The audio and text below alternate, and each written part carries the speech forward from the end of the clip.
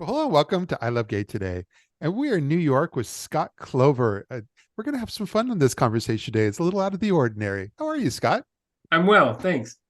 No, I love what you do because we haven't met personally, and No. I hadn't even we're connected on LinkedIn, and but it's just fascinating that you've created this well, we call it, your book and so forth, Coming Out Intuitive, a journey of self acceptance. But everything that you post and all that, it's just, it seems like you've really figured out exactly where you want to go in life.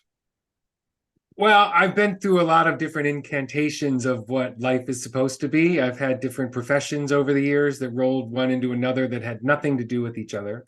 Yeah, And later in life, I accepted my intuition. yeah, And in doing that, I did a lot of healing work and a lot of guidance work with some mentors and things, and realized that my intuition would be catered better to healing than, say, running a business, which I used to do.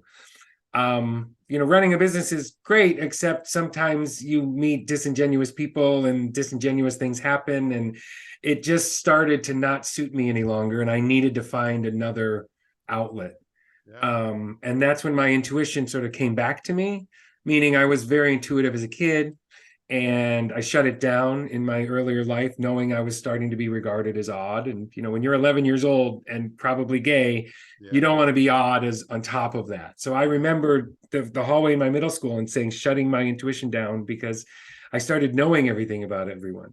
And so later in life, it was pointed out to me by my now partner, you're pretty psychic. And I thought, well, maybe. And then I sort of had my own coming out about that Okay. in my late 30s. Wow. Studied a lot, trained a lot, and then eventually discovered that I can guide and help heal people. Yeah. Um, and that's what I do now. And you do that, you're in New York, and yeah, Yeah. you do that both in person, but also you do it, I guess, through phone or It's mostly by phone now with COVID. I do see some clients in person, but generally after COVID, it went almost exclusively over the phone. So yeah, I don't need to see or see the person visually. It's actually prefer that I don't, because yeah, I see with a different lens or a different mindset. So I would rather not see each other. That can create judgment. yeah, Is my hair okay? Is their hair okay? What is their background like? So being on the phone, they're in the comfort of their own home. They're in a very seated position that I get real specific, and they can close their eyes and sort of trust and guide and see themselves the way I see them energetically. And I yeah, describe it to them in metaphor, and that can create a lot of feelings of release. yeah, And if you see a pattern for what it really is and not the pattern that you've told yourself it is 40 years later, then that healing can happen about something from your childhood or your lack of creativity or your lack of being able to express yourself. yeah, And that's what I learned. I've been in this almost 10 years now. I'm quick to celebrate my 10-year anniversary of doing this work. And it really does boil down to, when you work with me, you're going to find self acceptance.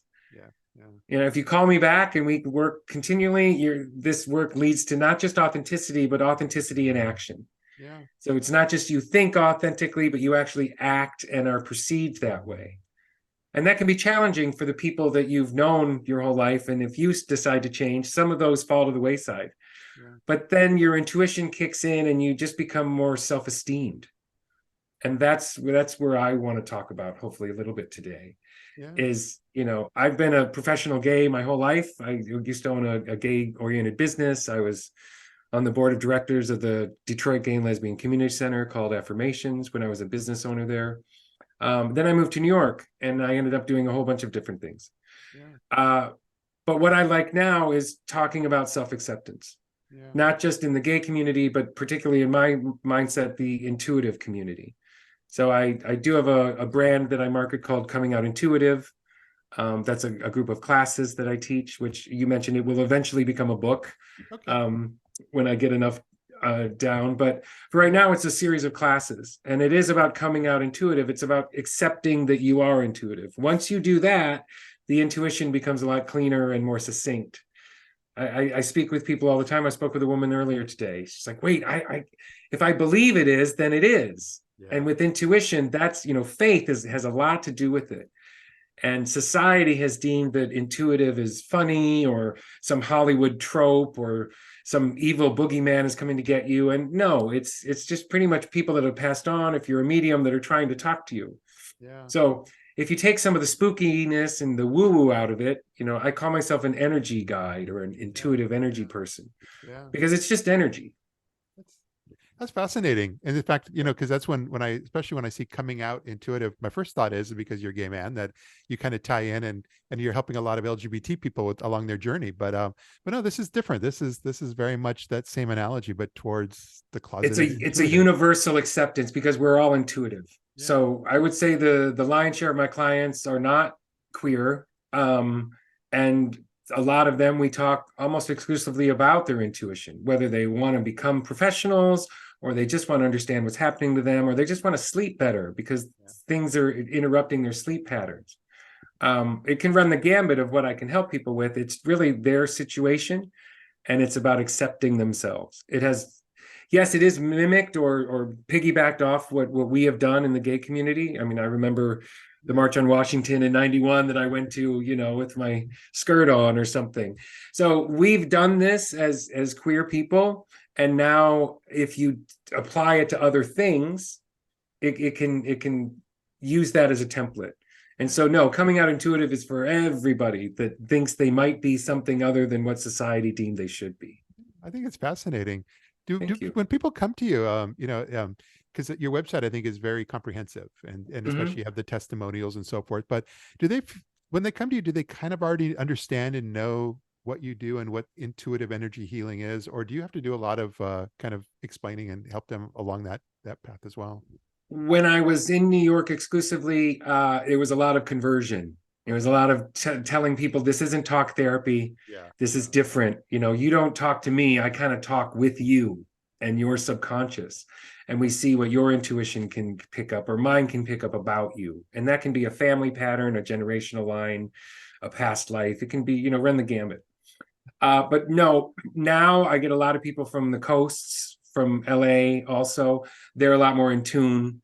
And most people, it's word of mouth that I don't advertise really or publicize myself in any way. I do have a podcast that I talk about intuition and the things I would have liked to have known about when I was coming out intuitive. Yeah. But generally, my work is word of mouth. People find me when they're ready. A lot of my clients are saying, well, you explained me back to me. I really needed to hear this today, or I feel like I'm ready to hear this. Yeah. And those are the people that call back. The people that aren't ready to call, that aren't ready to handle that aspect of it or being seen, they generally don't call back. And I understand it's not easy being vulnerable, particularly with someone who you perceive of as seeing more than I should. And really, I've catered and refined my abilities that I really only see what I need to see to present it to you in metaphor. I don't see all the extraneous boogeyman or stories Yeah. that you're trying to hide. Yeah. That doesn't interest me. What interests me is how can we get you to see yourself authentically and that create a healing pattern or self-esteem. Yeah. So this is one thing I wanted to talk to you, knowing we're going to talk today. Pride is great. Pride got us to where we are today. Yeah. But we're bigger and better than what pride offers. Like pride is one of the seven sins, right? If I'm not mistaken.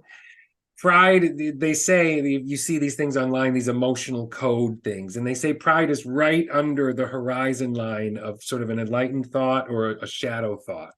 So Okay. pride rides right under there. And I'd really love to see the LGBT queer community bump itself out of pride and into self-esteem. Yeah. Yeah. And the reason I say that is because when I work in my healing work with people, I guide them into self-esteem. If victimhood energy is the flip side or the shadow side, and the enlightened side is self-esteem. So if I can help guide someone, even in the hour we're together, into that flip into self-esteem, then their body's going to want to heal and their spirit is going to be enabled to heal. Yeah. Yeah. If you come at life through a victim mentality or a judgmental mentality, then you're less likely to be able to heal. So if I can teach people that joy and judgment don't live in the same moment, Yeah. so find the joy and find the esteem in what you're doing. And if you don't, then change your patterns to find that. And when you do, then you find healing. And it doesn't matter who you are. It doesn't matter what your history was or how bad your parents were Yeah. or the situation that happened to you or your coming out experience. Once you're able to find that self-esteem, then it works for you. I mean, if you watch the end of those drag race shows, the RuPaul's Drag Race, every season, every country, they all say the same thing at the end. I found this way to self-express, and I no longer self-hate. I self-accept. And they present themselves as they see themselves through metaphor and artistry. I use intuition. So intuition is my drag, I would say. I'm learning so much today, and but no, and it's interesting when you point that out, because there's obviously a reason or multiple reasons why it's so popular worldwide, and you're touching on one aspect that, especially in the LGBT community, that is probably very much in need of. Well, that, and I have a lot of friends in New York that create television, create reality TV, and most of it is confrontational. Okay. Most of it is somebody has to have something against somebody, and if you watch that show or some other shows like Kimmy Schmidt, there's only a handful of shows that are sort of uplifting.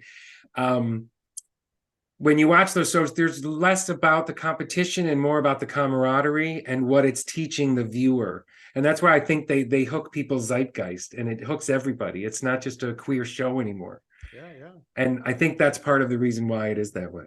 Yeah, it's fascinating. Another TV show is I think it ages both of us, is that I love it when I was reading on your social media that one of your favorite shows from back when you were a kid was In Search Of with Leonard Nimoy, which was for me as well.